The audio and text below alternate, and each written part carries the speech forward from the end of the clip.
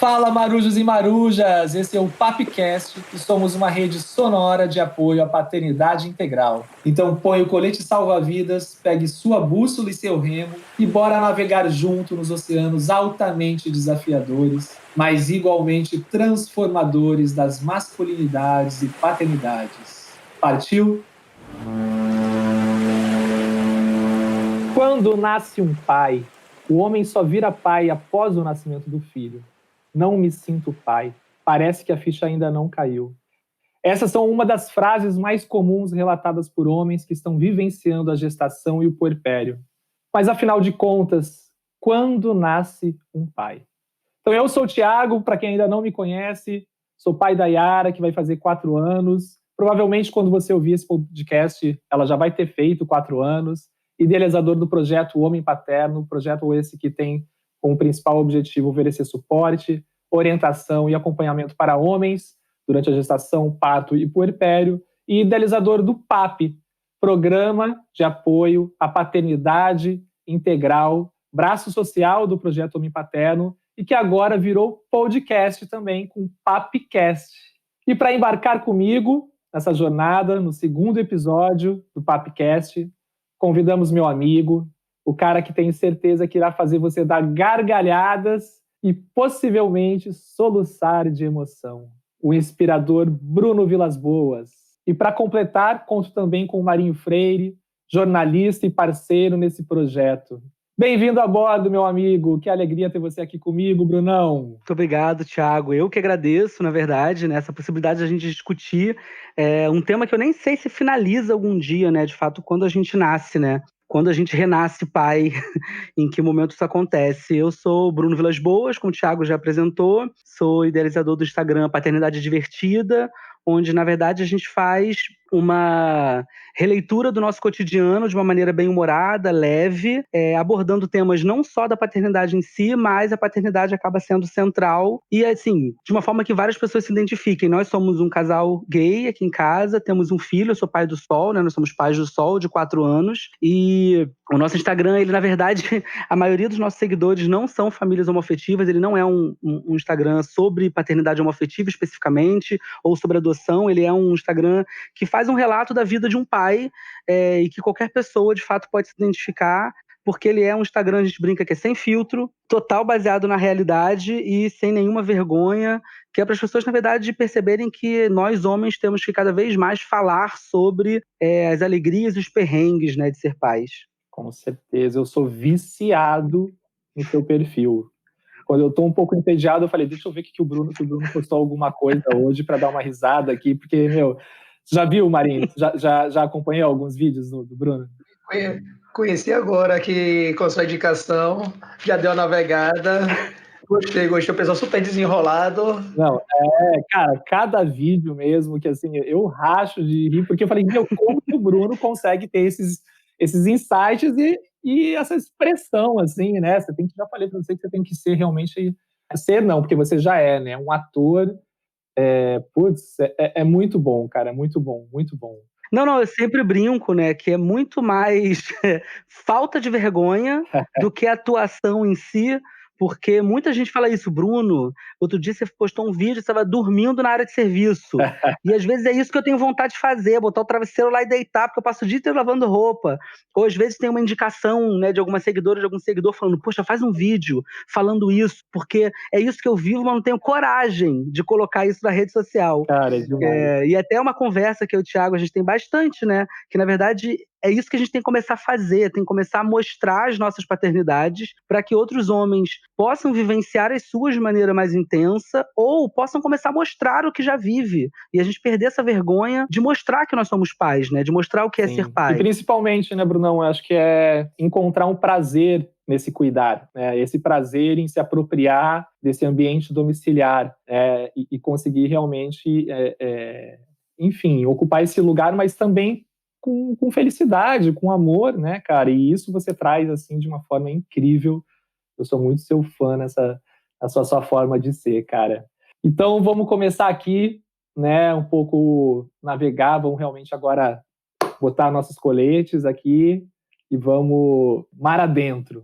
Bom, existe uma crença muito forte em que os homens só se tornam pais após o nascimento dos filhos. O que faz até sentido, afinal é o momento da materialização visual do nosso êxito como reprodutores. Mas será que realmente é assim para todos? E quem não acompanha o parto? E quem não faz parte desse modelo da tradicional família brasileira? O que é se sentir pai? Brunão, conta pra gente como que foi essa sua experiência, dessa descoberta, desse sentir, como que foi isso na sua vida, cara? Eu vou começar um pouco fora de ordem cronológica, né? Eu fico pensando assim, a maioria dos meus amigos, né, que são pais biológicos, eles sempre narram isso. Ah, eu só me senti pai de verdade quando eu segurei meu filho pela primeira vez. Ou alguns já me narraram que, assim, só se sentiu pai de verdade quando precisou ficar com seu filho sozinho a primeira vez. E eu já ouvi relatos de pais que falaram: eu não me senti nada pai quando tive que ficar sozinho com meu filho pela primeira vez e percebi que não dava conta. E aí a gente sempre faz essa reflexão fora do âmbito do julgamento, né? E pensando assim, mas como é que a gente faz isso a partir da nossa experiência e também do que a sociedade coloca pra gente? Eu acho que tem um pouco de como que os homens refletem o meio, né, que forma a gente. As meninas são levadas a se sentirem mães desde que elas são crianças, porque elas já têm uma boneca na mão, elas já aprendem a cuidar, essa função toda, né, social de maternar, ela já é ensinada desde muito cedo. E nós homens somos privados desse tipo de educação, de afeto, né, muito, muito privados de afeto. Desde o homem não chora, até mesmo um menino não pode brincar de boneca, é uma privação desse desenvolvimento de uma habilidade de se sentir apto a cuidar. Né? Eu sempre brinco assim, a impressão que as pessoas têm das mulheres em geral é que durante a gestação baixa um download, né? Como se assim, ela aprendesse a ser mãe imediatamente. E os homens não. E tem essas frases clássicas, né? Assim, durante os 6 primeiros vidas do bebê, o homem é inútil. Né, assim, a sociedade fala isso até mesmo por meio de políticas públicas. Né? A gente tem, por exemplo, não tem uma licença paternidade decente no Brasil para homem, porque é visto como o homem vai ter aquela função de pegar a mulher, levar para o hospital, tirar do hospital, e eu estou falando de paternidade especificamente biológica, né? E, no máximo, lá registrar a criança. Acabou a função. Acabou a função do pai. E aí a gente é privado dessa formação de vínculo absurda, não só durante o período de gestação, quanto mesmo depois que a criança nasce. Aí, falando um pouco da minha experiência, o que eu percebo é, de fato, quando você segura o seu filho pela primeira vez, há uma coisa instintiva, mesmo não sendo um filho biológico, que acontece muito grande. Eu lembro que uma médica falou isso pra gente, ela, fica tranquilo, porque a nossa espécie, ela é cuidadora. Tiraram isso dos homens, do âmbito social, né? Assim, a gente não é criado para ser cuidador, é criado para ser provedor, mas não cuidador. Mas quando você se der conta de que existe um recém-nascido da sua espécie que precisa e depende do seu cuidado, isso vai dar um clique em você. Só que eu não queria só essa coisa quase que animalesca, né? Assim, eu queria que, de fato, esse vínculo fosse desenvolvido a partir de um lugar de afeto também. E eu lembro que no período de esperar, né, de assim, eu quero ser pai, assim, são marcos, né, assim, nós decidimos ser pais. A gente sempre quis ser pai, a gente conversava bastante isso aqui em casa, né, eu sempre quis ter uma família, quis formar uma família. Eu e o Vitor tá junto, a gente tá junto há 14 anos e o nosso filho tem 4, então a gente tem 10 anos de, né, gestação da ideia. Quando a gente falou, vamos ser pais, né, vamos buscar, no nosso caso, a adoção especificamente, né? Mas eu acho que independente disso, né? Independente da forma que a criança de fato vai ser gerada, eu acho que é essa sensação de estar gestando. Porque eu fico pensando, por exemplo, nos pais que são tentantes. Isso já é um processo de gestação. A partir do momento que você decide ser pai, se você passa 3 meses tentando, você passa 4 anos tentando, e eu não estou fazendo uma análise do tempo árduo da espera, eu estou falando assim, você decidiu ser pai, esse sonho, ele já está germinando. E aí você já pode ir procurando formas de se informar, de se preparar, de aprender as coisas. A gente estuda para tudo na vida, né? Por que a gente não vai estudar para ser pai, para ser mãe? E aí eu sempre valorizo, né, o trabalho que o Thiago faz, que é um trabalho incrível nesse processo. Assim, quando nasce um pai, a partir do momento que nós começamos a manifestar o desejo e buscar informações sobre isso, né? Informações que nos formem pais. E a gente teve vários... Eu não digo que a gente nasceu pai, né? Eu digo assim, a gente passou por um processo de gestação. Da mesma forma que a criança passa por um processo de gestação e a mulher passa por um processo de gravidez, eu acho que a gente também passa porque o filho, no caso do homem, ele não é gestado no útero, mas ele é gestado no coração. Eu acho que isso é uma coisa que a gente tem que começar a fortalecer cada vez mais, né? Eu sei que a mulher faz uma experiência física, biológica, de entender o feto, de sentir o feto se mexendo ali. Não é só o pai, no caso de uma gravidez biológica, vai colocar a mão na barriga da mulher para sentir, né? A mulher sente isso o tempo inteiro, né? Os prazeres e os desprazeres de estar carregando essa criança. E o pai, no máximo, vai ser convidado para botar a mão ali. Mas essa gestação no coração, ela é uma gestação que vai trazer muitos medos, muitas angústias, muitas incertezas. Eu estava conversando com um amigo hoje sobre isso. Ele falou, Bruno, eu quero ser pai, mas eu não sei se eu vou dar conta. Eu tenho muito medo de não ter paciência suficiente e tenho muitas dúvidas. Eu falei, ótimo, você tá pronto para ser pai. Porque se você tivesse... É lógico, porque eu falei, se você tivesse me dito que você tem certeza absoluta disso, que você não tem medo nenhum, que você tá seguro, que você não tem dúvida e que você tem certeza que vai ter paciência, eu ia dizer que você não tá pronto. Porque eu acho que uma coisa que a sociedade cobra muito da gente nessa masculinidade é esse papel de ser forte o tempo inteiro. Então, quando você reconhece fragilidades, medos, desafios, você está pronto para ser pai. Porque ser pai é estar nesse lugar o tempo inteiro. Então, eu acho que também tem isso. Assim, a gente nasce pai, ou pelo menos se mostra um pai gestando, né, esse filho no coração, quando a gente já começa a reconhecer que nós não somos e nem seremos, até porque a criança mostra pra gente o tempo inteiro, né? Você acha que tá tudo bem, a criança cai, quebra, você tem que ir pro hospital com ela, de que você não tá no controle de tudo. Né, de que aquilo isso é um processo junto com a criança. Aqui em casa a gente tem marcos, quando a gente decidiu que ia ter um filho, quando a criança chegou pra gente e quando a gente estava em casa, sozinho a primeira vez com ele, que eu falei, caraca, a gente tá com uma criança em casa e nós somos esse abrigo seguro pra ele, né, assim. E eu admito que quando você... Recém-nascido. A gente ficou alguns dias no hospital esperando todo o processo e exames, né? Toda uma questão burocrática e de médicas. E aí foi tipo, e incerteza se a gente ia com ele pra casa ou não. Quando a gente chegou em casa, eu lembro que assim, a primeira vez que ele chorou e que a gente pegou ele no colo e ele parou de chorar. Eu falei, caraca. E isso voltou ali eu me senti, eu falei, eita. E assim, mais uma vez, quando aconteceu de, por exemplo, muito tempo depois, né? Meses não, mas semanas depois, a gente estava uma amiga visitando a gente, em que ele chorou no colo dela e parou de chorar no nosso. Aí eu falei, opa, não é só porque ele estava cagado lá e qualquer pessoa o pegou. Ele parou no meu. E uma vez, quando ele já estava... já, né? Isso, cara. Assim, é muito surreal, porque esse vínculo, essa conexão, né, que se estabelece, e que aí que eu digo, né, assim, o fato de não ter uma licença paternidade decente no Brasil impossibilita o homem, né, não é impossibilita, né, mas assim, o fato de não ter uma licença paternidade decente, né, no Brasil dificulta a formação desse vínculo.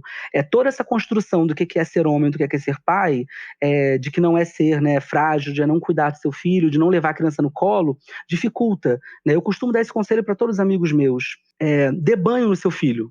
Né? De fato, você não pode amamentar no peito e isso fica sendo como se fosse a grande fonte do vínculo, né, entre a criança e o adulto, no caso a mãe. Mas eu sempre falo, cara, dá banho no seu filho, fica com ele no colo a maior parte do tempo que você puder, porque essas coisas são fundamentais. A gente aqui em casa usou muito carregador de pano. E isso foi fundamental, porque a gente estava com ele sentindo, assim, a médica da família que acompanhava a gente falava sempre assim, não só ele vai sentir o seu coração, como ele vai se acostumar com esse batimento, né, do seu coração, como a regulação de temperatura e o cheiro. Isso é muito fundamental para a criança formar vínculo. E eu lembro que uma vez ele tinha 6 meses, estava engatinhando, 7 meses, e que ele tombou, se machucou, assim, bobeira, né? E que o nosso colo acalmou o choro dele. E até hoje, quando isso acontece, às vezes a avó tá perto e ela fala, vem cá que a vovó dá um beijo. E ele, tipo, ignora a existência dela e vem pra gente. Aí eu falo, gente, é muito mágico, né?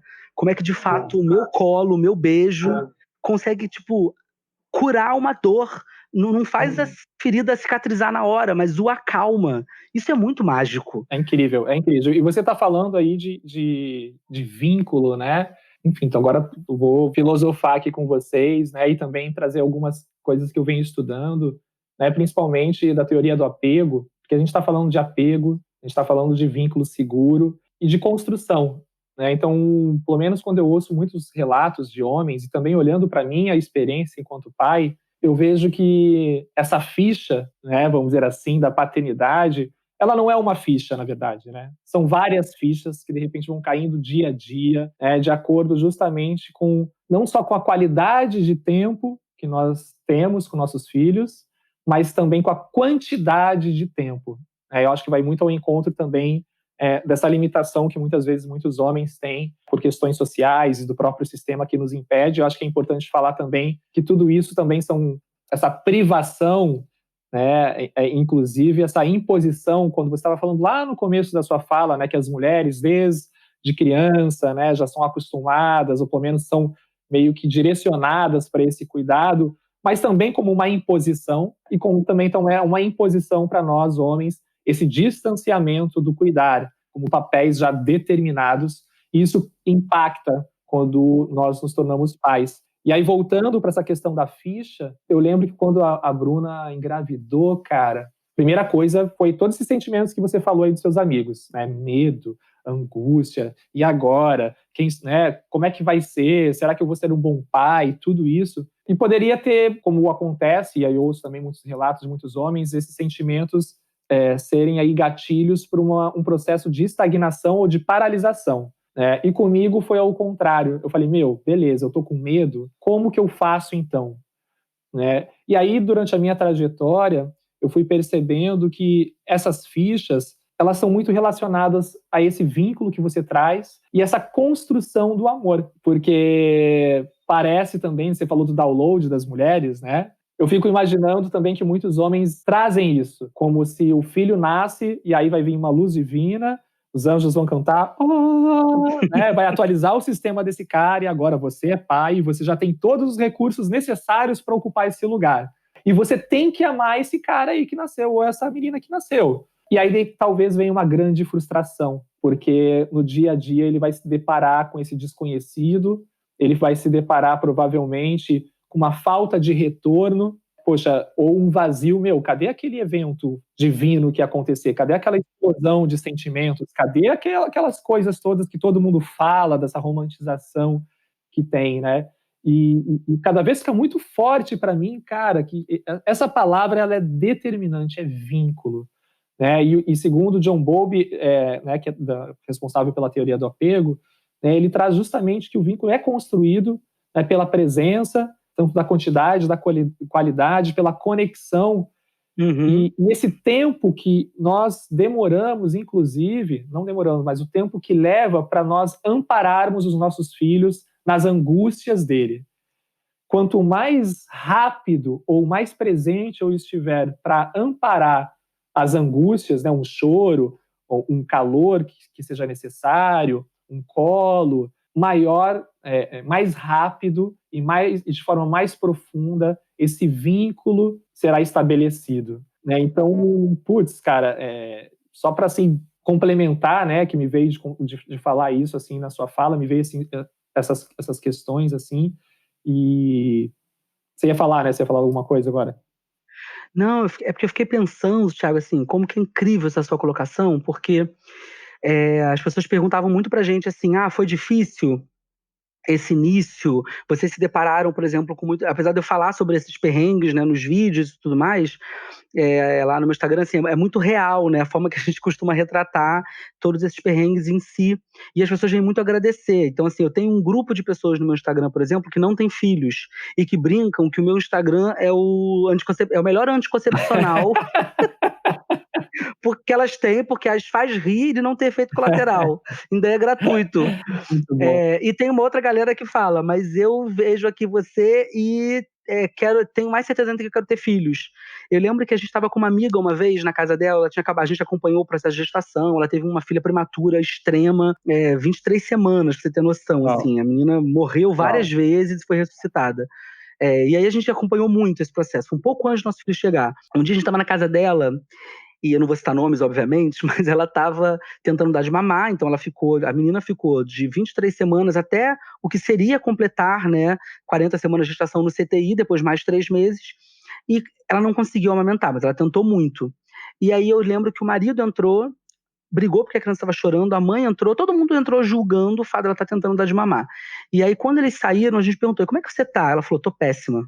Porque tudo que eu queria era chegar com a minha filha em casa e achei que fosse ser essa mágica, e não é, porque há uma romantização desse processo, ainda mais do puerpério, que é uma fase difícil para todo mundo, e... Aí ela falou, ela nunca brincou, ela falou assim, ainda bem que tem tela na janela, porque ou eu já tinha jogado meu marido ou me jogado daqui. E só não vou dizer que eu vou jogar minha filha porque ela não merece ouvir isso. Obviamente que ela estava desesperada, estressada, mas assim, Thiago, 2 minutos depois chegou uma outra amiga nossa para visitá-la. E aí perguntou, como é que você tá? Ela, ai, tô ótima. Gente, tô linda. Nossa, é muito mágico o que eu tô vivendo. Aí a gente ficou meio assim, estarrecido com o que a gente tava ouvindo. Depois que essa nossa amiga saiu, eu perguntei, mas porém, por que você respondeu isso pra ela? Bruno, ela é mulher. E aí eu não posso ser sincera, porque senão ela vai me julgar. Como vocês são homens, não vão engravidar mesmo, vocês não vão me julgar. Então eu sempre... aí eu percebi que, assim, como que é importante a gente mandar essa real? Como que é importante a gente construir esse...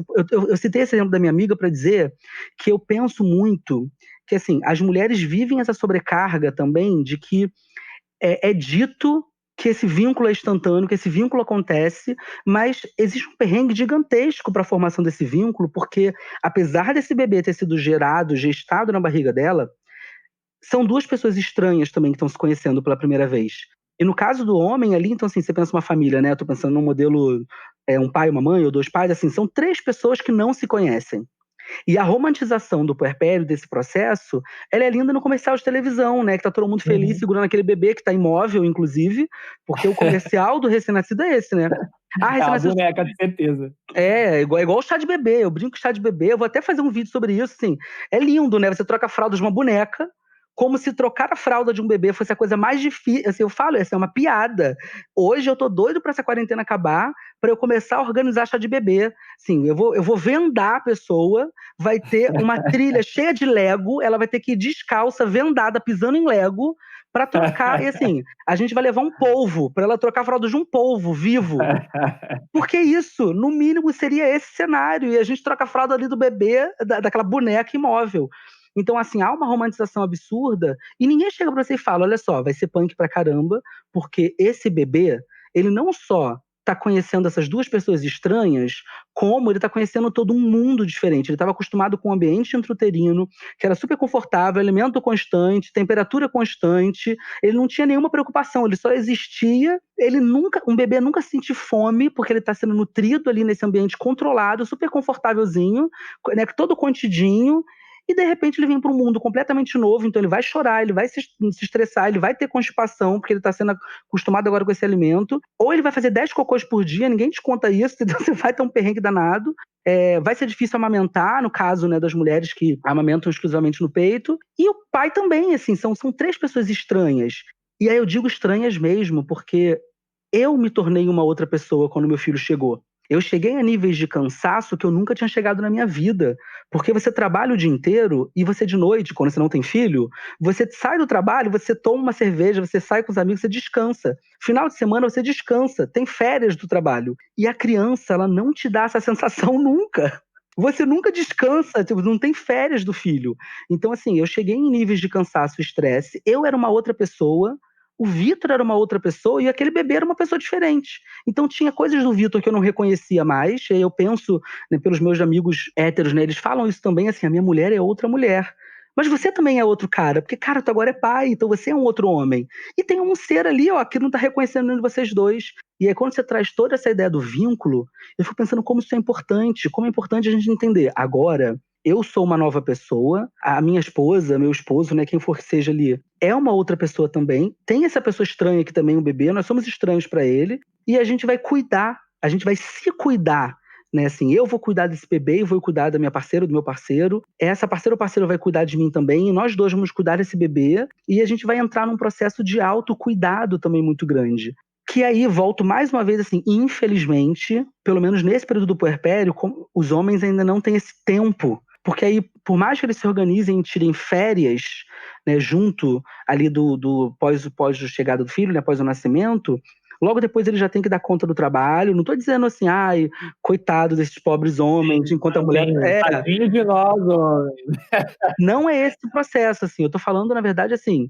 Aí eu vou usar o termo, remar contra a assim... maré, né? Eu falo com Assim, os outros, cara, é como se a gente tivesse, infelizmente, se a gente olhar para o cenário do Brasil, a gente está falando da bolha, né, uhum, Bruno? Eu, você, o Marinho e um monte de homens aí que estão em busca, né, dessas novas possibilidades de paternidade, com muito mais cuidado, com muito mais disponibilidade afetiva, né, em busca de uma equidade de cuidados e de tarefas e de gênero que seja, mas isso ainda é a bolha.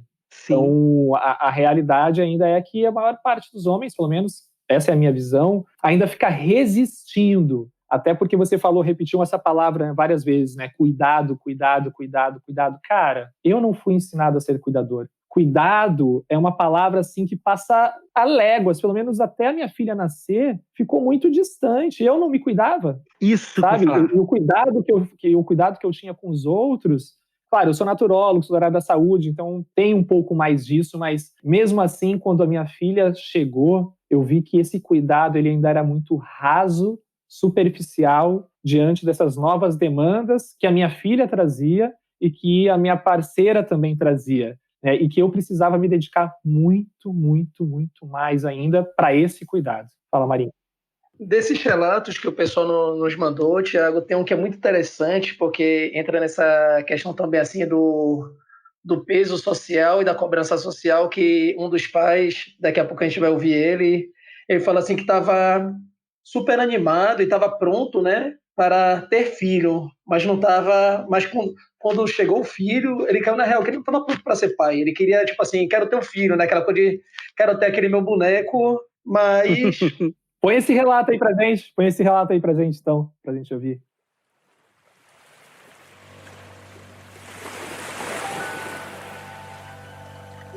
Fala galera, sou Daniel Fonseca, do Rio de Janeiro, 36 anos, e para mim a ficha caiu que eu seria pai quando eu perdi um neném com a minha esposa por gravidez ectópica em uma maneira muito grave. A gente queria a criança, mas a gente não tinha ideia de como gerar a criança. Eu costumo dizer que nessa época eu queria ter filho, não queria ser pai. E esse lance de você querer ter filho é muito doido. Vale a pena, eu posso dizer hoje, que é você querer ser pai. Porque você assume a responsabilidade de você querer ter filho, parece que você está tendo um prêmio, um bibelô, e não é esse o sentido da coisa. E eu fui muito insensível à minha esposa nessa época, a gente quase se separou e depois eu tive que enxergar o que isso fazia mal a ela. E a gente teve que se reinventar e se transformar como casal. E aí, cara, eu me tornei pai. Nós perdemos mais 2 vezes em tentativa e o último ponto de soberba, eu demorei 1 ano para fazer exame e descobri que o problema era eu. Em uma educação aí que o homem tem que ser varão, o homem tem que fazer um monte de coisa, tem que ser uma máquina sexual. E isso foi muito importante para quebrar o último gelo e me preparar, entrar em terapias e resolver um monte de questões internas mal resolvidas, e foi aí sim que eu virei pai. Hoje minha filha está a caminho, minha esposa está com o maior barrigão, eu me sinto preparado, pronto jamais e muito feliz, muito empolgado com a vinda de mais uma criança para o mundo. É isso aí, galera. Cara, só para falar que o Daniel, ele faz parte do PAP, que é o nosso grupo, né, de apoio à paternidade integral. Então aí já são mais de 200 homens cadastrados e a gente se reúne quinzenalmente, né, pelo Zoom, encontros. E o Dani é um cara assim que ele sempre traz aquelas palavras que aquecem nosso coração, assim. Então, Dani, sei que você vai ouvir a gente, já te conheço. Então, um forte abraço, Marujo, e obrigado aí por compartilhar a sua história. E, Brunão, como que reverberou aí em você essas palavras do Dani, que veio aí? Eu acho que tem muita coisa pra gente falar, só nessa história aí já dá muito pano pra manga, né? Eu fico pensando na questão do autocuidado, né? De fato, como nós, a gente falou bastante sobre cuidado, sobre ser cuidador, e na verdade, a gente só consegue cuidar quando a gente se cuida, e quando a gente passa pela experiência do cuidado. E o autocuidado, ele é muito importante. Então, quando ele fala do processo lá de, por exemplo, dos exames que levaram a descobrir que ele também tinha alguma questão relacionada a possibilidade de engravidar, de fertilidade. Eu lembro que eu passei... isso não era um problema para mim, mas eu tive varicocele, que é um acúmulo de veias no testículo, que gera um superaquecimento, que gera, geralmente, uma diminuição da fertilidade masculina. E o médico que me analisou, eu lembro que ele pediu para eu fazer o espermograma, que daria um podcast só para falar sobre isso. E aí eu fiz o exame. Lembro que quando saiu o resultado que eu levei para ele, ele ficou muito assustado, porque o meu índice de fertilidade era muito baixo. E eu era mais novo, bem mais novo, acho que tinha uns 20 e pouquinhos anos. E quando ele foi me contando, ele foi buscando milhões de palavras para contar e perguntou sobre a minha parceira. Se eu queria ser pai. Eu falei, não, doutor, eu na verdade tenho, né, sou casado com outro homem, se eu for ter filho vai ser por adoção. Aí ele relaxou completamente, porque ele falou, ai, que bom, porque eu tava com medo de dizer pra você que você não era homem de verdade. Eu falei, mas por que você me dizer isso? Não, porque sua fertilidade é muito baixa. Eu falei, mas isso tem a ver com ser homem? Aí, sabe quando você dá um boom assim na cabeça? Porque ele não tava nem sendo homofóbico, não. A ideia dele era que só é homem de verdade aquele cara que pode ser um reprodutor. E aí vai, né, com o que você falou, Thiago, né, com o Daniel falou. E aí, para completar o pacote lá de bobeiras, né, de absurdos, ele falou, então, existem muitos homens que vêm ao meu consultório, descobrem que estão com varicocele, porque a minha esposa forçou a vir ao consultório, fazer esse exame, e quando eles descobrem o resultado, eles voltam para casa, não fazem a cirurgia, que é um outro problema que o homem tem, né, de mexer nessa região genital, e eles não contam para a esposa que são eles que têm um problema. Então a mulher, assim, e a nossa sociedade, ela tem essa ideia também, né? Porque assim, se o homem teoricamente não tem problema para engravidar e a mulher também não tem, mas o casal não engravida, o peso acaba às vezes caindo nas costas da mulher. Às vezes sempre. Sim, muito grande. Eu quis ser fofo. Sempre. E o médico não pode revelar nada. Então ele disse que tinha uma estratégia sempre de falar, porque o cara às vezes chegava e falava, doutor, não tem problema nenhum não, né? Aí ele falava, claro que não, traz a sua esposa na próxima consulta. Porque como a mulher ia estar dentro do consultório, ele soltava a notícia com a mulher perto. E a varicocele é uma cirurgia super simples de ser feita. Na maioria dos casos ela reverte, né? Pode reverter essa infertilidade. Mas, assim, a ideia que eu ia falar era essa coisa do autocuidado. Não só nesse processo de buscar saber se tem alguma questão para engravidar ou não, como em geral, até no quesito saúde, né? Eu vejo muitas críticas falando assim, os homens pais, por exemplo, não sabem a vacina que tem que dar para o filho, não sabem o nome da médica, da pediatra. Não que eu esteja passando a mão na cabeça de nenhum pai que não saiba essas coisas. Mas o que eu sempre me pergunto esse homem sabe e tem um médico de confiança para ele? É muito louco isso, né? Porque essa coisa de medicina é ligada à saúde e a cuidado. Geralmente, a maioria dos colegas héteros que eu tenho, que eu troco essa pergunta, eu sempre pergunto, e você? Qual foi a última vez que você foi ao médico? Qual foi a última vez que você teve dor e que você foi num especialista, que você investigou isso? E não tem. O Brasil é um dos países campeões em amputação de peniana. Porque os homens não cuidam do próprio pinto. Porque, na verdade, não é nem que seja uma porqueira ou um desleixo. É porque não existe uma formação, uma educação de meninos para o cuidado. Dando um exemplo super rápido, até talvez fugindo um pouco do assunto, eu nunca vou esquecer, fiz muitas viagens com os meus alunos. Sou professor também, então sempre acompanhei eles intercâmbios. Viagens de uma semana, de um mês, de experiências muito boas assim. E aí eu lembro assim, como eu tenho uma relação muito próxima com os alunos e alunas em geral, a gente fiscalizava os quartos, ver se estava tudo bem, se não tinha nem menino no quarto de meninas, essas coisas todas. E aí lembro que quando a gente entrava no quarto das meninas, era aquele quarto lindo, perfeito. Você não via roupa íntima suja, estava tudo lavadinho. E os meninos, a gente tinha que avisar eles, troca de cueca. Lava sua cueca, pelo amor de Deus, você já tá há 12 dias. Quantas cuecas você trouxe? 5, você não lavou nenhum dia? Dá pra usar um avesso. Assim. E ri, né? E às vezes a gente tinha irmãos da mesma família, e não era uma família pobre, assim, eram famílias com uma estrutura social interessante, e irmãos com idades similares, menina e menino. A menina sabia lavar a calcinha, sabia toda essa questão do autocuidado com a sua higiene pessoal, e o menino não. Porque existe uma educação que não nos ensina a nos cuidarmos. E aí isso vai se reproduzindo a vida inteira. Então, quando o cara tem ali um recém-nascido, tem um umbigo, gente, porque é aquela coisa, né, assim, você pensa, a maioria dos pais que eu conheço, por exemplo, não cuidou do umbigo do filho. É desesperador o umbigo? É desesperador, aquele pedaço de carne apodrecendo, pendurado na barriga do teu filho, que tu vai limpar e tu acha que vai cair. Eu achava que eu ia cuidar daquele umbigo, que o umbigo ia cair e que ia jorrar sangue, tipo cena de filme de terror. É desesperador, mas por quê? Porque nós não somos ensinados a sermos cuidadores e nos cuidarmos. E aí o Dani traz isso, eu fiquei pensando isso, né, assim, como que isso marca a gente uma vida inteira. E a outra fala dele, que aí acho que até o Thiago vai comentar melhor do que eu, essa coisa do ser pai e ter um filho, que são coisas diferentes, né?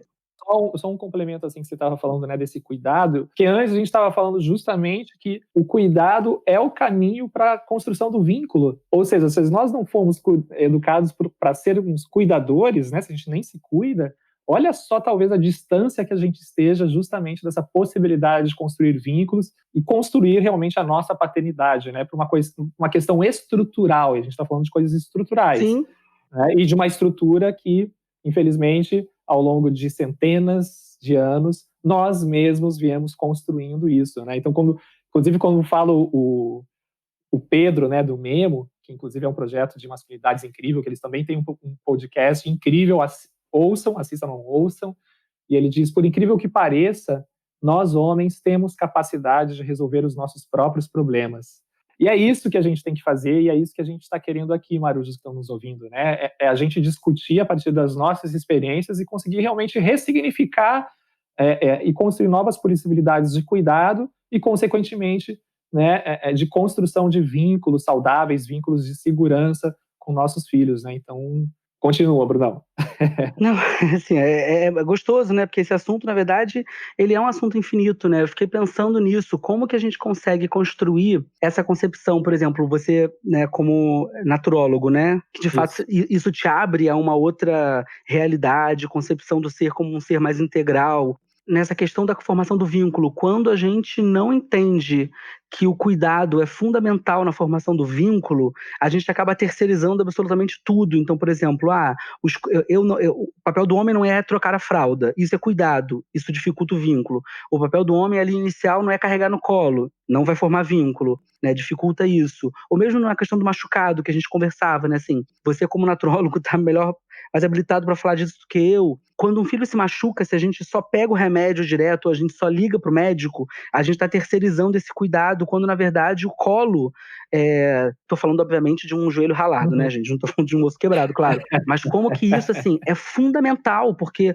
o vínculo, ele se estabelece, é o que o Thiago falou, assim, o vínculo se estabelece a partir do cuidado. Então, esse cuidado é fundamental na formação do vínculo. A gente aqui em casa praticou muito a esterogestação, porque pra gente era uma questão, a gente teve uma doula, né, uma doula de adoção.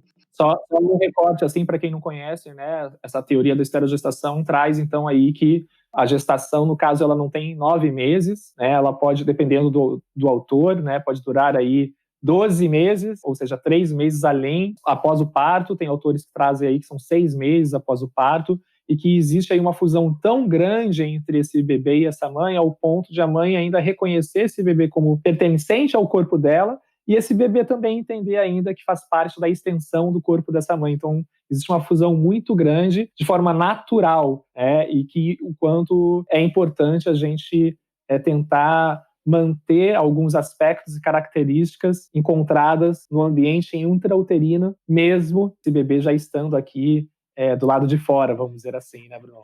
Então, e o que a gente fez com isso? Tanto essa doula que a gente teve, quanto a médica da família que acompanhava a gente, ela falou, meninos, é isso aí, vamos se apropriar dessa concepção da esterogestação, que é a percepção que esse bebê tem do mundo, que esse recém-nascido tem do mundo, e vamos dar conta, né, dessa continuidade da gestação com vocês. E aí o que eu faço para todos os meus colegas, todos os meus amigos que são pais, é isso, cara, se apropria, já que existem aí 3 meses ou mais de gestação fora do útero, assuma esse papel também, né, divida esse útero externo e acolha essa criança. Eu sempre indico isso, e é muito legal, porque eu tenho um retorno muito grande das pessoas que eu indico isso, porque esse tentar manter um ambiente de som, iluminação, de cuidados, da criança estar contida dentro da concepção da prática do homem disso, ajuda muito na formação do vínculo. Eu lembro que, por exemplo, né, estar com meu filho no carregador de pano, né, enrolar ele ali com aquela amarração correta, obviamente, era muito interessante isso, porque me ajudava a sentir ele muito próximo de mim, né? Mesmo os banhos, por exemplo, a gente sentava no chão, num banquinho no chão, né, no box, e dava banho nele também com todo o cuidado do mundo, assim, a forma com que ele ia se aconchegando a gente fazia com que ele se reconhecesse, né, ainda como vinculado, né, a um outro corpo, que nesse caso agora era o nosso. Porque também é muito simples, né? E a mãe carrega na barriga durante 9 meses. A esterogestação, então, é a mãe que tem que ficar. Não, é isso que essa doula, na época, e essa médica da família, que foram fundamentais, né, porque nos deram muita informação, também falavam. Isso o homem também pode fazer e deve fazer, né? A se apropriar desse cuidado do recém-nascido, porque esse recém-nascido está reconhecendo o mundo. E se o mundo que ele reconhecer só for o mundo corpo da mãe, colo da mãe, cuidado da mãe, lógico, né? Assim, ele não vai ter o pai como esse lugar. E o pai pode ter esse lugar e deve ter esse lugar. Mas aí volta para essa questão, né? Como fazer isso se você não faz isso com você mesmo, se você não foi ensinado a fazer isso? E eu acho que a única forma também de revolucionar isso são em espaços como esse, né? São em lugares e em espaços de diálogo como esses que Tiago propõe, onde a gente consegue repensar a nossa masculinidade, porque para falar de paternidade a gente precisa rever nossa masculinidade. É a base, porque a gente só, o pai que se espera que os homens sejam é um fruto, na verdade, do papel que a sociedade espera que os homens tenham. Que não é você chegar no seu trabalho todo bobo e falar: gente, eu passei a noite inteira acordado, chorei, que meu filho vomitou, porque você cagou a noite inteira. Provavelmente alguém iria questionar, falar assim: mas por que a mãe não fez, né? Ela tá de licença? Então, e quando, na verdade, muitos homens fazem isso e acabam não tendo esse lugar para falar, para assumir seus medos, seus desafios, ou para dizer que passou a noite. Eu tenho um colega que fala: eu não chego no trabalho e falo isso, porque nenhum outro homem fala. E é muito importante a gente quebrar esse silêncio, né, também sobre isso. Essa fala do Dani, ela também me chamou muito a atenção, né? Essa mudança e esse reconhecimento também da paternidade a partir do luto, que realmente teve que acontecer esse luto, e foram vários lutos, né, de 2 perdas, depois de uma possibilidade, inclusive, de uma separação, e a partir desses lutos ele começou a reconhecer a necessidade de mudar, né, de buscar fazer diferença, de buscar fazer diferente, enquanto homem, né? Acho que vai bem ao encontro disso que você está falando, e o quanto é difícil para nós homens, né? Muitas vezes parece que a gente tem que levar umas porradas mesmo, né, para essa mudança. Inclusive, numa pesquisa feita pelo Papo de Homem, há uns 4 anos atrás, pesquisa feita com 25 mil homens, que depois deu origem ao filme, documentário Precisamos Falar com os Homens, onde eles identificaram 7 de gatilhos de transformações das masculinidades, e a paternidade é um, e o luto é um deles também, né, entre outros. Mas, de uma forma geral, o homem precisa de um sacode da vida para refletir sobre esses questionamentos, para trazer pelo menos esses questionamentos existenciais e talvez se reorganizar enquanto homem e enquanto pai. Então, me chamou muito a atenção isso no relato do Dani. E só para finalizar esse relato do Dani, que a gente já falou também, foi essa questão tipo, de como ainda nós temos isso, né? Esse médico que te acompanhou, né? Como é forte ainda essa crença, né? Que precisamos aí, ou buscamos esse reconhecimento da masculinidade, de ser homem, ainda pela capacidade de reprodução. Enquanto não é isso, né, que caracteriza um pai, caracteriza um homem. É tudo isso que a gente está falando, né? É o cuidado, é a disponibilidade. Então, essas fichas, como a gente está falando aqui da chamada desse nosso encontro aqui, fica muito forte realmente que não existe um dia, uma data, um momento específico que você vai se sentir pai.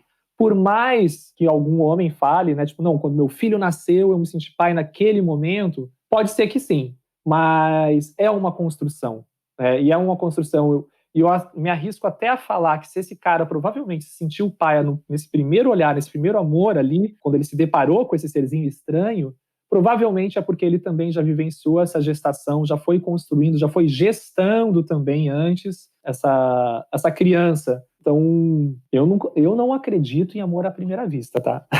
Sinceramente. É muito difícil, né? Bruno, prazer, outro. Nossa, cara, eu te amo, né? O amor, ele é uma construção.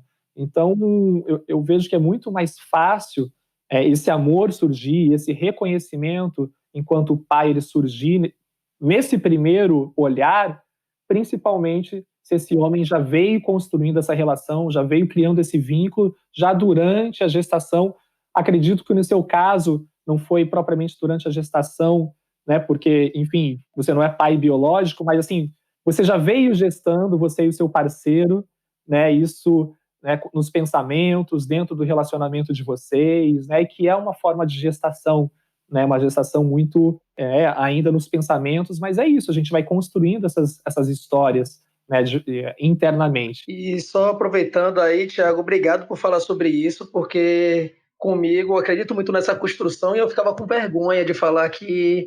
E aí você tá super feliz que você é pai, você tá. Eu falei, pô, não, tá rolando, mas ficava super retraído, assim, naquela de, porra, será? E aí via. É isso, bateu uma culpa e eu via, não que eu desconfie do sentimento dos outros, mas eu via aqueles textões dos pais. Pô, eu vi o unicórnio azul, passou o arco-íris no céu, tal, que eu virei pai agora, eu ficava, porra. Dá até uma culpa, né, cara? E será que eu sou desalmado, sabe? Será que ficava me cobrando, mas é isso, é algo. Eu acredito muito nessa construção cotidiana. Como disse um dos pais, todo dia a ficha cai de novo, né? Cada fase da criança a ficha cai de novo. Ó, essa frase aí denuncia idade, hein? Porque só a gente entende esse termo. Eu tô dizendo isso porque eu usei uma vez dentro de sala de aula com um aluno. Gente, a ficha não caiu. E eles falaram, o que significa isso? Porque para eles não faz sentido essa frase, né? Mas eu concordo plenamente. Eu acho que debater também isso, né? Dialogar sobre esse assunto, que a ficha vai caindo todo dia, de que não é um amor à primeira vista, Thiago, né? Eu acho muito importante, porque aí o Marinho trouxe isso muito forte, assim, tira a culpa das nossas costas. Exatamente. Porque, assim, é isso mesmo. Eu falava isso para as minhas amigas, meus amigos, né, mais próximos, assim, olha, estar com um recém-nascido em casa é muito mais jato de cocô do que mágica. Quero deixar claro que eu amo meu filho, né, assim, eu nunca senti um amor tão grande, mas eu sempre falo que são práticas de tortura, né? Você é privado de sono, privado de comer, privado de tomar banho, assim, nessa fase mais intensa do início, assim, isso são práticas de tortura. Só que você passa por isso, assim, eletivamente, porque você tá com aquele filho ali. Então não é mágico. É uma construção, é uma relação que é construída. E quando alguém te vende como mágico, como uma coisa assim, vai ser tudo romântico, passarinhos vão voar em volta de você, você vai ver o unicórnio lá e o arco-íris, e você não sente isso, você se sente menos pai, quando na verdade sentir esse bagulho doido todinho é o que é esse início da paternidade, que é o que você falou. Eu duvido. Quando alguém vira pra minha cara, quando é mãe, a gente chega junto e às vezes elas assumem. Pô, a gente só tá falando isso pra vocês porque vocês aí são 2 homens gays, não vão julgar. Tem uma coisa de que se elas assumirem esse peso todo, vão julgar elas como não mães. E aí já tem muita mulher bacana discutindo essa romantização da maternidade. Então, e quando é pai, eu penso, ou esse cara não tá fazendo a coisa, entendeu? Ou ele tá zoando com a minha cara. Porque não tem unicórnio, não. Uhum. Porque a gente está falando aqui de paternidade, dessa construção, né, dessa descoberta da paternidade, dessa construção da paternidade, e acho que é importante pontuar que para as mulheres também é assim, pelo menos o que eu ouço, para que a gente não caia aqui num reforço do mito do amor materno, como todas as mulheres nascem para ser mães, vão saber ser mães, e a partir do momento que ela está grávida, também já vai surgir esse amor, ou a partir do momento que essa mulher consegue parir, né, ela também vai amar essa criança, e isso pode acontecer, pode, mas também pode não acontecer, né, então para que a gente também traga isso, né, para quem está nos ouvindo, porque isso pode acontecer com as mulheres também, então eu acho importante a gente trazer esse lado, né, para que não pareça, tipo, não, beleza, então pra gente é a construção, não, mas a mulher gestou, a mulher pariu, então ela tem que amar esse filho, e ela tem que saber fazer tudo isso, e não é por aí também. E eu acho que a gente tem um áudio legal aí pra gente ouvir, mais um relato também de um outro marujo, que eu acho que vai trazer uma história que vai rolar, vai ter pano pra manga ainda aí. Solta aí, Marinho.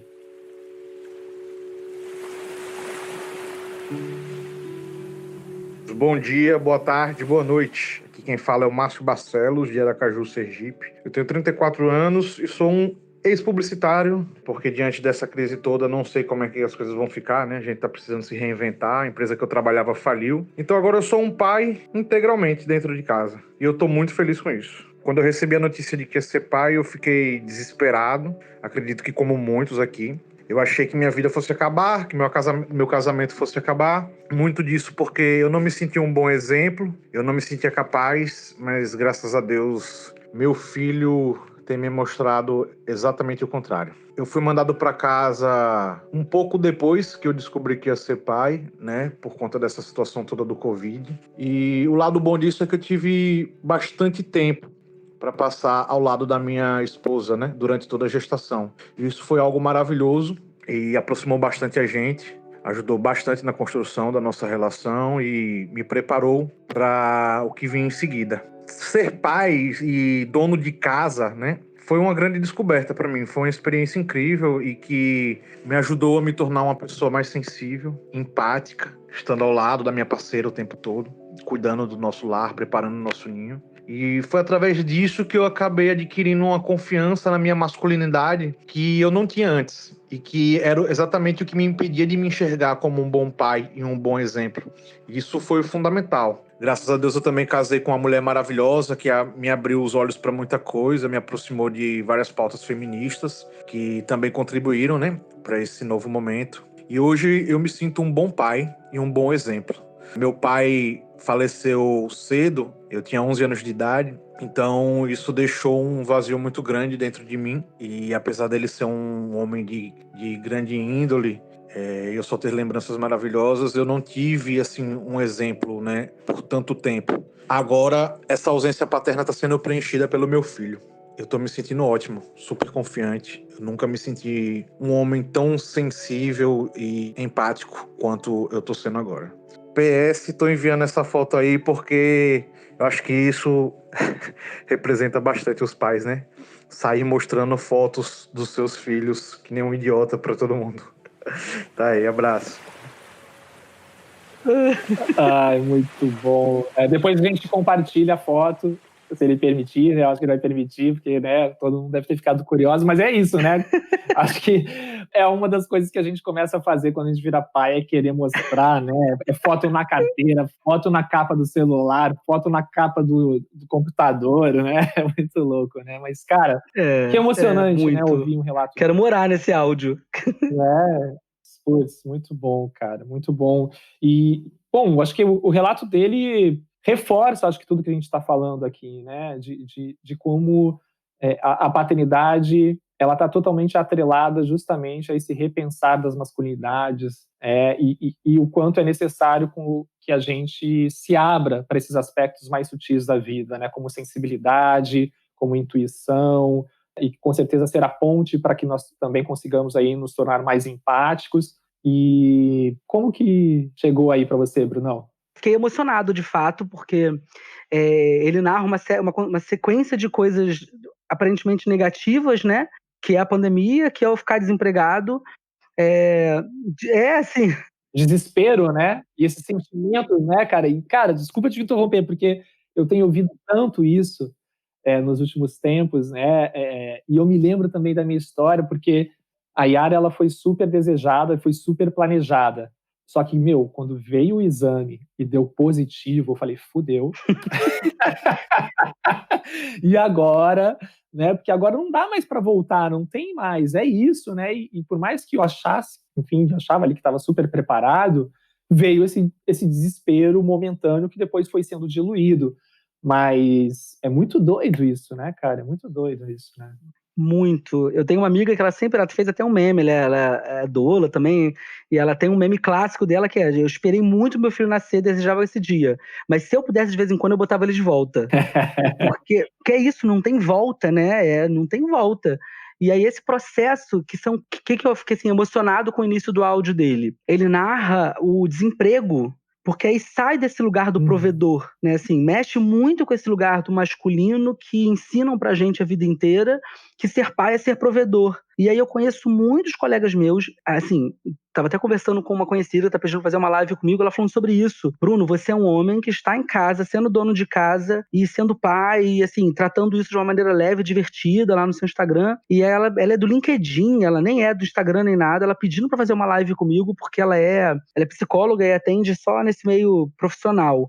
E ela falou, eu tô com muitos pais que estão surtando, porque ou perderam o seu trabalho, ou estão pela primeira vez se vendo dentro de casa Não são mais hóspedes, nesse né? cenário, não são mais hóspedes, não é aquele cara que só sai de manhã, chega à noite, passa o final de semana, tipo hotel. E ela falou, assim, e os caras estão desempregados, estão surtando, porque muitos perderam o emprego, mas a esposa não perdeu. Ou, como ele não está trabalhando e está em casa, os dois estão dividindo tudo. Então ela falou assim, é essa função de ser dono de casa, de dar conta de fazer as coisas. E ela me chamou para fazer uma live por causa disso. Só que ele traz esse cenário de assim, eu nunca estive num momento tão feliz, porque eu estou fazendo tudo da minha casa, eu estou mais próximo da minha família, né, da minha filha e tudo mais. Eu fiquei pensando isso, assim, gente, que sensacional, como esse áudio chega pra mim, porque, assim, tudo que eu falo é sobre isso. Eu brinco, né? Meu Instagram não tem nada extraordinário. Eu, inclusive, brinco isso, assim, tem 3 funções, né, lá, essa paternidade divertida, que é o primordial é mostrar que a gente tem que encontrar mais leveza e bom humor no dia a dia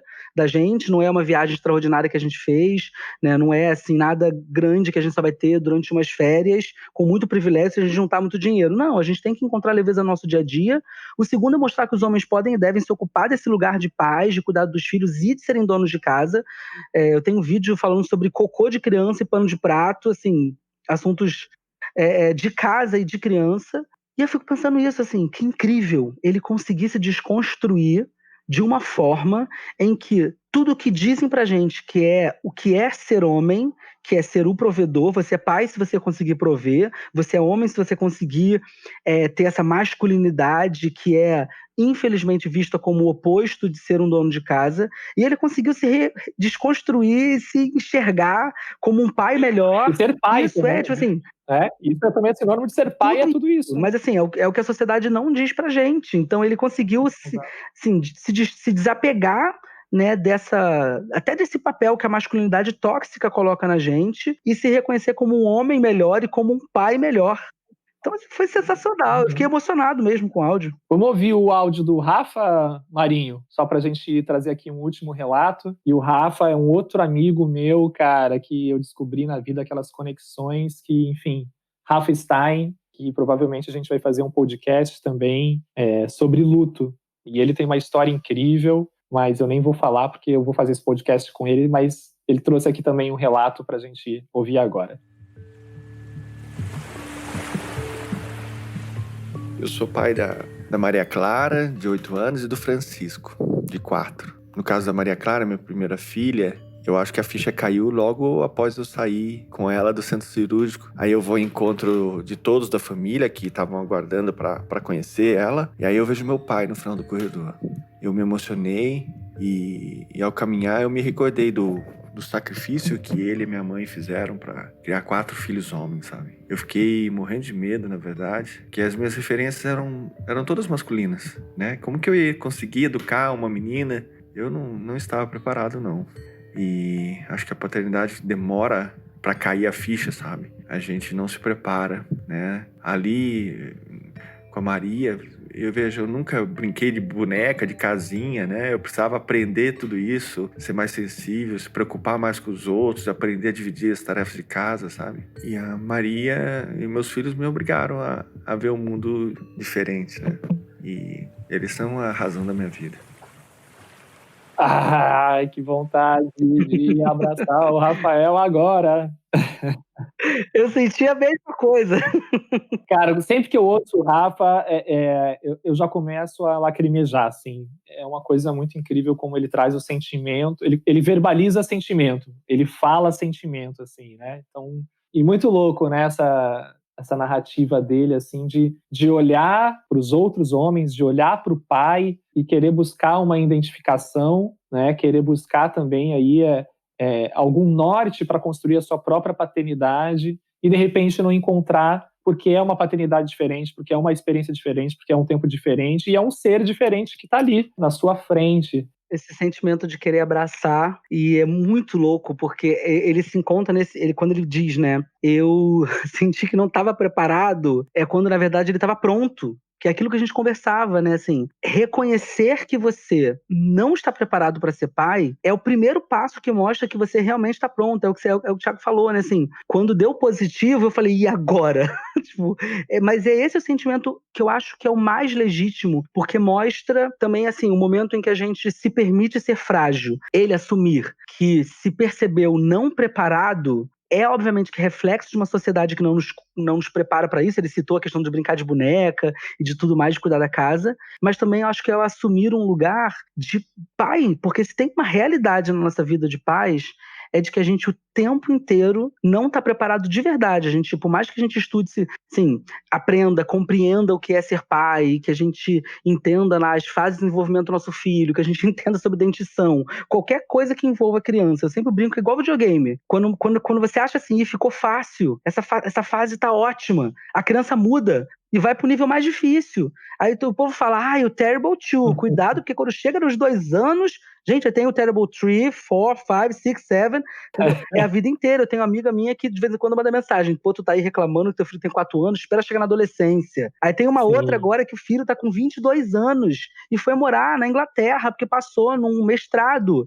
Ela tá desesperada. Aí ela falou, Bruno, não acaba nunca. Porque, na verdade, é isso, é você tá conectado, né? E aí a gente volta à questão do vínculo com outro ser humano. Então eu fiquei pensando nisso, assim, eu também senti isso. É só pra gente aprender a ver beleza também, assim, ao mesmo tempo que tem uma questão de uma beleza nesse ele não se sentir preparado, a gente sabe que tem uma parte ruim, né, que assim, quando ele fala, eu olhei pro meu pai e fiquei buscando, né, esse reflexo, como é ruim a gente entrar nessa paternidade. Eu sempre brigo por isso e sempre ao mesmo tempo elogio o Thiago, por exemplo, por esse papel fundamental que ele tem, como é difícil se sentir solitário, porque esse aprendizado que ele narra que passou, você não faz sozinho. A gente passou por isso aqui, assim, a gente olhava para um lado, olhava para o outro, e a gente falava, cara, a gente tá só. Porque a gente tinha muitas amigas mulheres para conversar, que viviam, né, esse perrengue do dia a dia, do recém-nascido, da criança, mas tinha hora que a gente falou assim, a gente quer conversar com outro pai, a gente quer chegar junto, assim, de entender como é que é isso para um pai, porque por mais que aqui em casa somos 2 pais, né, a gente não tem uma figura de uma mãe, a gente dá conta dos perrengues todos. Mas assim, por mais que a gente consiga dialogar com várias outras mulheres, eu não sou mãe, eu sou pai, então eu quero conversar com outros pais também. E viver isso solitariamente é muito ruim, porque eu acredito, e cada vez acredito mais nisso, que a gente só constrói, só desconstrói a nossa paternidade na coletividade, né? Assim, acredito cada vez mais nisso. Na nossa live, a gente fez uma live, né, eu e o Thiago, a gente falou muito sobre paternidades, né? E, por exemplo, ele próprio citou, né, no áudio, o sacrifício que meu pai e minha mãe fizeram para criar 4 meninos. E minha filha é menina. Então também tem isso, né? Assim, ele não sabia muito bem como era ser pai de uma menina por uma ausência de experiência e de diálogo com outros pais de menina. Eu não sei, né? Assim, desde que, por exemplo, a gente tem uma sobrinha aqui em casa que é muito apegada a gente, muito próxima, ela tem a mesma idade do meu filho.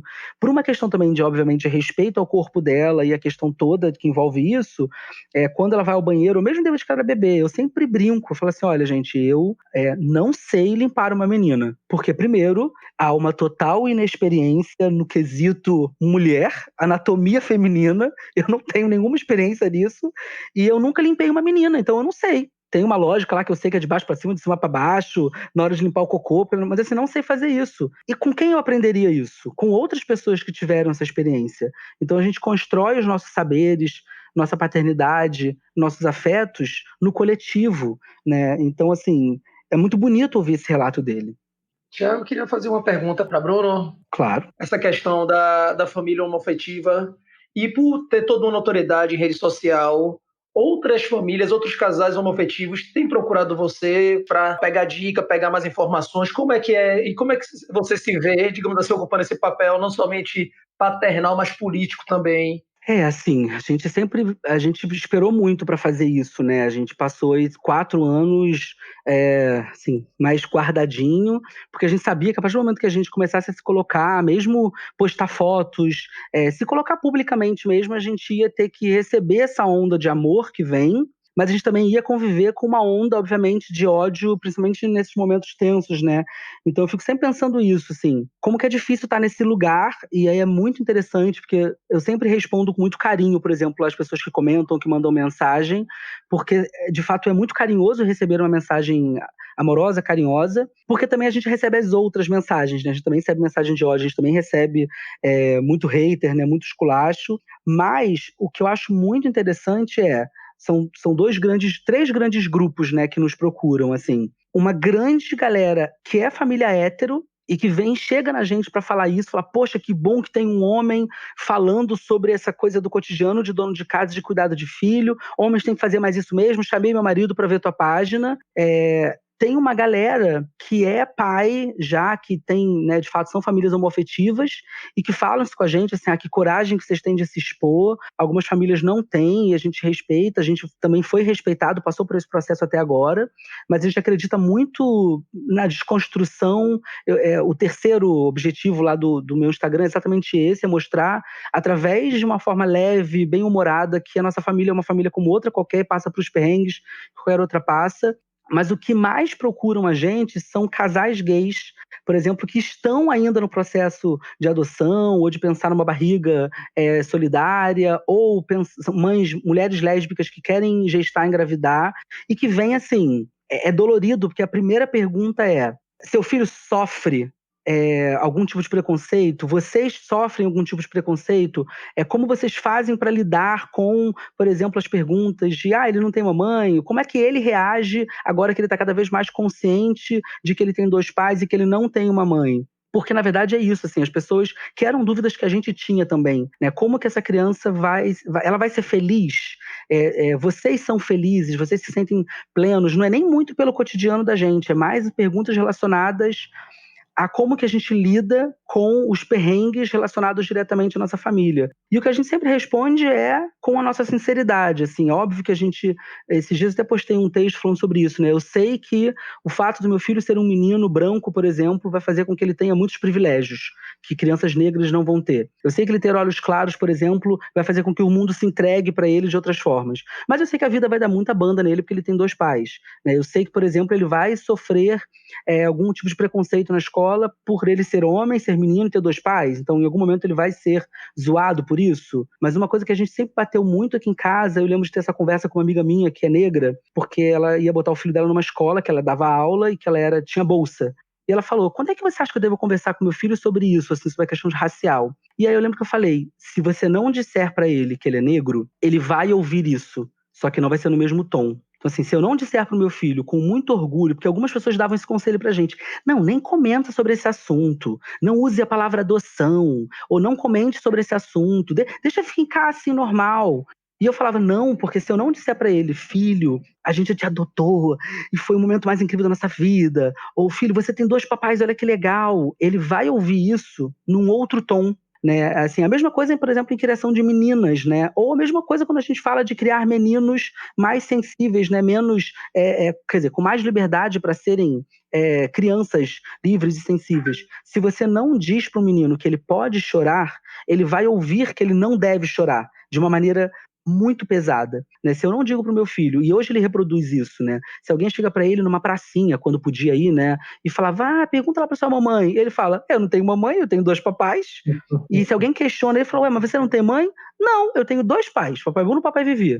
Assim, a reação dele é uma reação, não vou usar a palavra orgulho, porque ele é muito novo para ter total essa noção, mas assim, é natural, ele fala, né? disso de uma maneira muito natural, porque a gente fala sobre isso. Eu lembro quando a gente foi assistir Rei Leão, foi o primeiro filme que a gente levou ele no cinema para assistir, o live action. Eu comecei a chorar na abertura, quando começou, o sol nasceu, a música do Simba nascendo, eu já tava chorando. Eu, inclusive, cheguei no cinema e falei: Vitor, você assume total responsabilidade, porque eu não tenho nenhuma maturidade para. E a gente contou um pouco a história do Rei Leão para ele, obviamente. Ele não tinha assistido nem o desenho ainda, pra vocês terem noção. Mas a gente contou um pouco a história, porque tem a morte do Mufasa, a gente ficou preocupado, ele ficar assustado. Começou o filme, ele começou o tempo inteiro a perguntar: ele morreu? Já morreu? O que é o Mufasa? Ele vai morrer? Para ele isso não foi o problema. Mas eu lembro que quando passou a cena do Simba correndo das hienas e chegando no deserto que ele cai, ele perguntou: papai, o Simba morreu? Eu falei: não, filho, morreu não.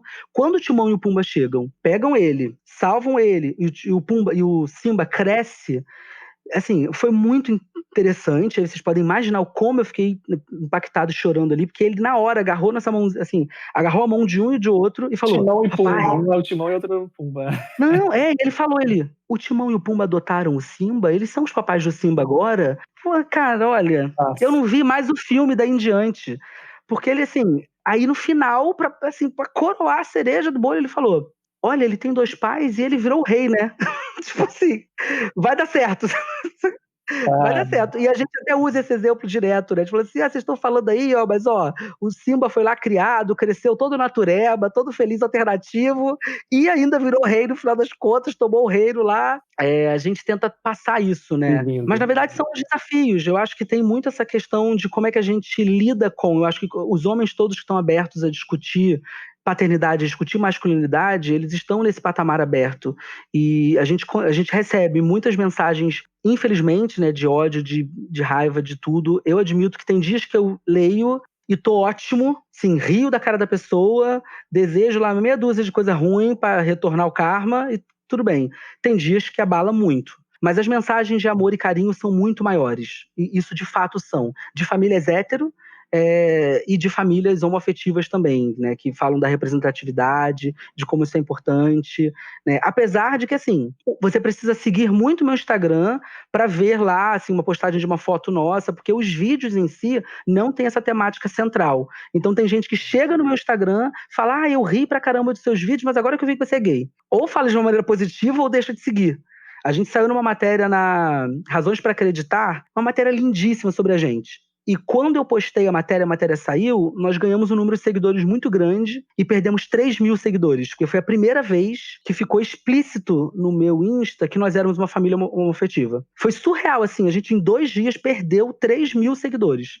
Porque ficou explícito que nós éramos gays, que nós éramos uma família gay, e aí, assim, de fato, isso gerou. Mas aí eu sempre brinco que nós não perdemos seguidores, nós filtramos seguidores. Exato, eu falo isso, é o filtro da vida, né? É igual você, né, Thiago? Toda vez que você se posiciona sobre alguma questão um pouco mais polêmica, você leva uma porrada e perde pessoas que não estão dispostas a dialogar. Eu falo, cara, eu não perco, na verdade, porque essas pessoas não fazem parte da nossa embarcação aqui.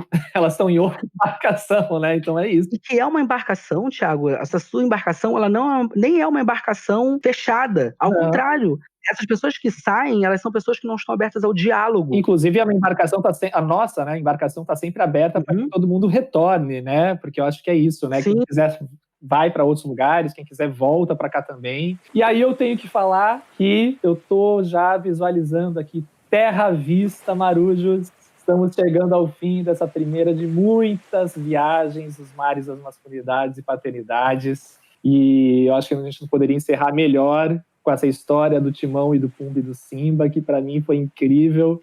E só deixo uma mensagem que eu acho que é a melhor mensagem que a gente pode terminar essa jornada de hoje, né? Que é isso, é o amor, né? E a paternidade, ela surge pautada no amor, pautada na entrega, pautada na transparência, na sinceridade. E eu tô, assim, muito feliz, né, nesse segundo episódio do Papicast, um projeto aí que está nascendo. E assim como a paternidade também, eu já estou construindo um vínculo aqui muito forte, já um apego seguro. Então, assim, estou, né, me sentindo um verdadeiro podcaster, nem sei se é essa palavra ainda, mas, cara, quero agradecer muito, tá, de coração, Brunão, por toda essa sua generosidade, por compartilhar a sua história e nos convocar sentimentos, assim, que são até difíceis de nomear, né, junto com esses relatos que a gente ouviu. Então, muito, muito obrigado, Brunão. Muito obrigado, cara. Muito obrigado. Eu que agradeço esse espaço e estou à disposição sempre que vocês quiserem me convidar. Vou estar lá assistindo, quer dizer, ouvindo, né, do lado de lá, mas toda vez que vocês quiserem me convidar, eu estarei à disposição, porque eu amei. Foi uma maravilha esse bate-papo. Maravilha. Marinho, grande abraço, meu amigo, valeu. Vida longa esse nosso filho, né, porque é nosso. É tipo você, Brunão, né, um filho que tem 2 pais. A agência Dindom, responsável pela produção desse podcast. A Babo Design, também a nossa apoiadora aí, desde a concepção desse nosso filho, né, Marinho. E sigam o Papicast no Instagram, e se rolar também contribuam aí com a sustentabilidade desse projeto. A gente tem uma campanha de financiamento coletivo lá no Catarse, onde você pode colaborar quanto quiser. quando quiser, da forma que quiser. Sintam-se fortemente abraçados e até a semana que vem, marujos e marujas. Beijo no coração, sintam-se fortemente abraçados.